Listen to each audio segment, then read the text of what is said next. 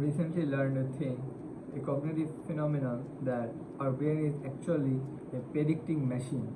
Our brain is predicting thousands of information every now and then, every moment. Like, it's not like your brain is getting an information and then putting that in your memory. Rather, it just predicts everything before the actual thing happens. Then it just checks if the prediction is true. If the prediction is true, then the brain's prediction confidence becomes much more higher. And if the prediction is wrong, then it does not treat it as failure. Rather, it just updates its internal predicting system or patterns so that it can predict more better from the future. So things does not happen like uh, normally you don't take any information, rather you just predict and then you see if your prediction was true, and it can be applied to anything.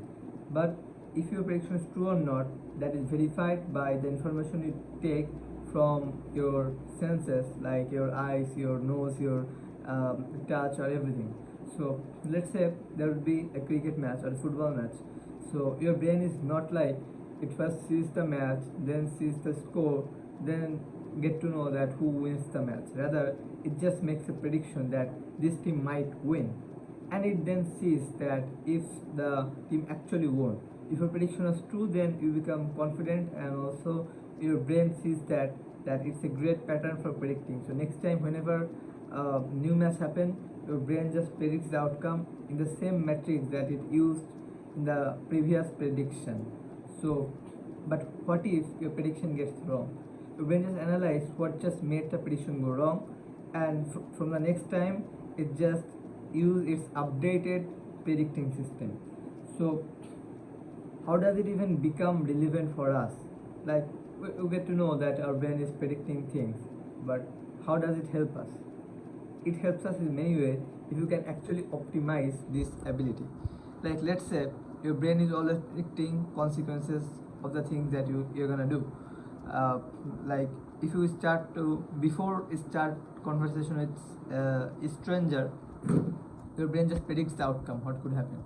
Like, you could think like, this person might get angry, this person might ignore me, or maybe my communication skill might get shaky, and you just make all sorts of scenario in your mind that what could happen. Like, you always do that, right? So your brain is predicting everything. Now, what if your brain is predicting negative things? Then chances are that your brain will find ways to make that prediction true.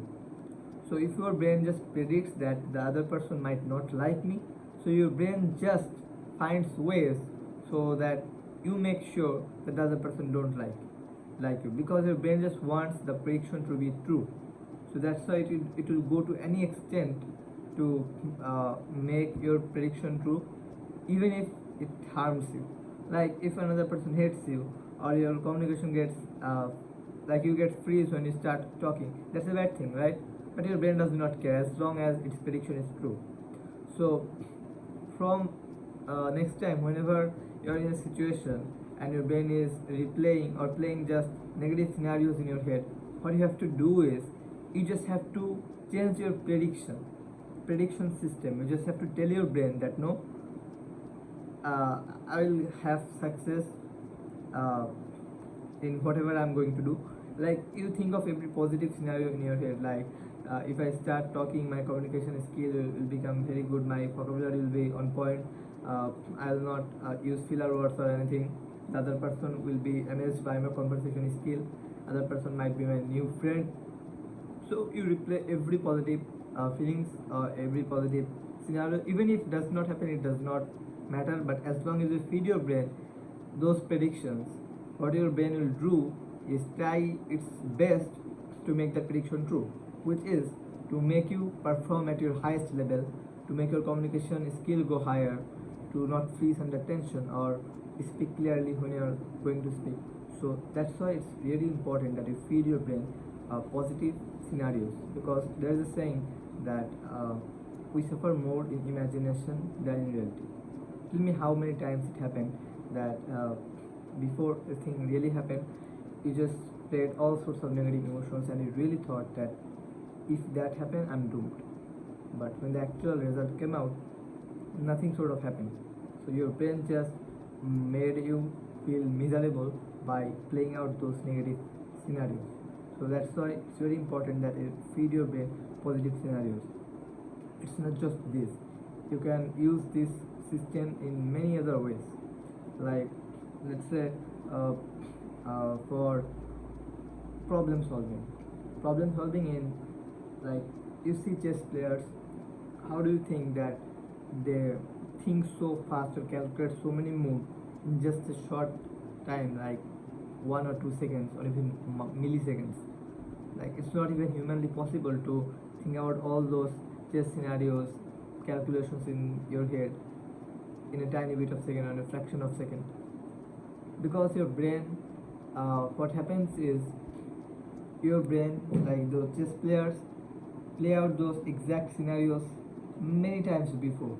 Like, they have played thousands of matches before, and where the similar situation happened. So in the past they calculated and took many time, but, like, let's say, first time, like, solving a scenario, uh, it took like 10 minutes to get to the right position or the best move. Now the next time when brain sees the exact pattern of the scenario, your brain already predicts this is the right move. So the chess player just follow the instincts. He does not calculate everything. As you already experienced that before, the brain is just predicting now what could be the answer based on the last time he just solved. So now it will not take much time, it will take maybe 1 or 2 minutes. When he do that few times, it becomes so automatic that the brain just predicts in a tiny bit of second, and he just uh, get the best move in a short amount of time. So it's called pattern recognition, and pattern recognition is just the effect of your brain's predicting. So what is important is, uh, first time when you appear a problem, like new problem, you have to use every neurons in your head to solve the problem. You need to, your head need to burst off, like you don't know what to how to solve this problem, and your brain gets fried, like you actually feel like you're stuck and this cannot be solved, but still you cannot look at the solutions or any tutorial. Just work out and tired every neuron you have in your head, and when you hit a wall, like, alright, I've tried everything that I have had in my uh, like uh, capability, but still I could not solve, then you just see the solution. And now, after so many struggles, when the brain finally gets the answer, the next time when the brain gets similar situation, not exactly the same situation but the similar problem, the brain just solves it in very short amount of time, because you have already fed your brain the proper predicting system.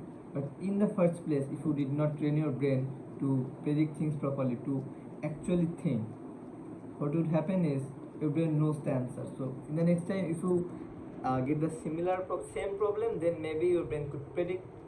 But if you don't find the same problem, just slightly different than the past problem, then your brain will struggle and it predict wrong. And also, how many times can you predict right if you just remember your every prediction? So you have to train your thinking. When you train your thinking the first time you come up with a problem, then your brain just develops the correct predicting method of thinking, not just answers or solutions. So I could technically use this in my academics, because I really struggle with physics and mathematics, especially physics. So I think I'll use this in my academic journey to make it more smoother. And also, not just this, there are also many other benefits you can have with this effect of brain called predicting. So for now, I just explained the two things, and I don't even know what exactly the other could be. I just learned the theory, and then I just talked about this in my video. And if you find it interesting and if you want to know more, then you could see it on Google, or go deep research or read books or articles. Alright, this is really intriguing and interesting topic that I really got to know. So that's why I thought let's make a video about it. So alright, I'm done here today. So if you like this kind of video, then do let me know so that I can upload similar videos in the future, because usually I don't make these types of videos. This is just randomly I just decided to shoot anyway. Alright, I'll see you tomorrow.